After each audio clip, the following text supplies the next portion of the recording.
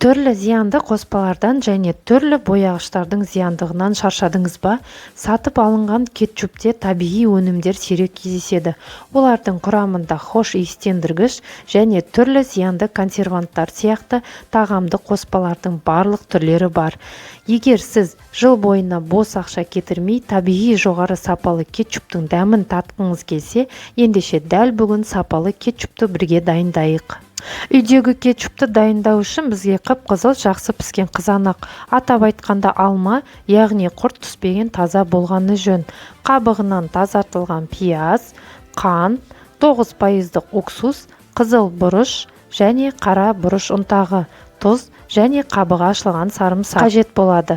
Барлық заттарымыз 3-4 қайтара жуып, зақымдалған жерін алып тастап, алмамызды қабығынан тазартып, кейін ішкі дәнектерін де алып тастаймыз. Барлық алмадан да солай етіп жасаймыз. Содан соң алманы бөліктерге бөліп, 4 бұрыштап турап аламыз. Пісіру барысында езетін болғандықтан ыңғайлы болады.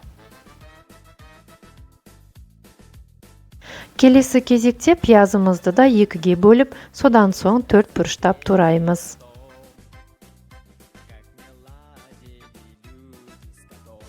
Ал қызанаққа келер болсақ, оны да бөліктерге бөліп, бірден блендерге салып, блендердің көмегімен езіп аламыз. Қалған қызанақтармен де дәл осылай жасап аламыз.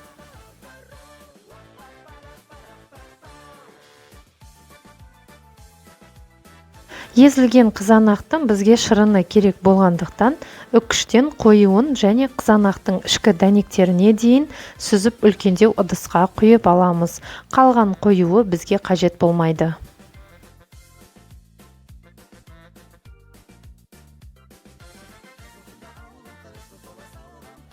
Көріп тұрғаныңыздай, біраз жетерліктей шырыны шыққан. Енді осы тұрған бойда туралған пиязымызды қосып, содан соң қантты қосып, қызыл бұрыш ұнтағын және тұзды қосып аламыз. Содан соң қалауыңызша қара бұрышты қосуға да қоспасаңыз да болады. Енді массамызды жақсылап араластырып отқа қоямыз. Бұрқ етіп бір қайнағаннан шыққан көбігін алып тастап отырамыз. Кейін пияздың түсі өзгергенге дейін қайнатамыз.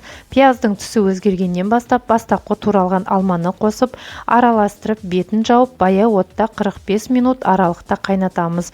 Қосылған алма кетчупты қоюлатуға да көмектеседі. Бұл жемістің құрамындағы пектин керемет табиғи қоюландырғыш. Кейін бастапқы ашылған сарымсақты ұсақтап турап дайындаймыз.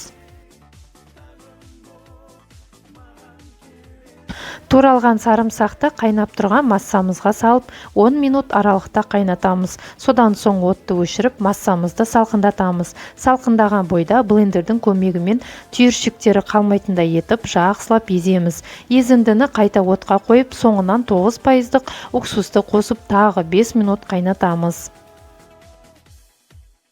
Содан соң банкілерді алдын ала жуып тазалап стерилдеп аламыз да, кетчупты банкілерге жауып бастаймыз. Ыстық банкімізге кетчупты ыстықтай құйып толтырамыз және стерилденген қақпақпен жауып тығыздап бұраймыз. Қызанақ пен алмадан жасалған үйдегі кетчупымыз дайын. Бұл тұздық ет тағамдарына, балық стейктеріне, спагеттиге тамаша қоспа болады. Ойлағанда шығарсыз, дүкеннен кетчуп сатып алуға да болады деп. Егер ол табиғи өнімдерден жасалған болса жақсы. Ал қолжетімді кетчуптерде табиғи қоспаларға қарағанда зиянды қоспалары өте көп болады. Сондықтан өзіңіз табиғи заттармен кетчуп дайындап, еш алаңсыз, уайымсыз рахаттанып жейтін боласыз.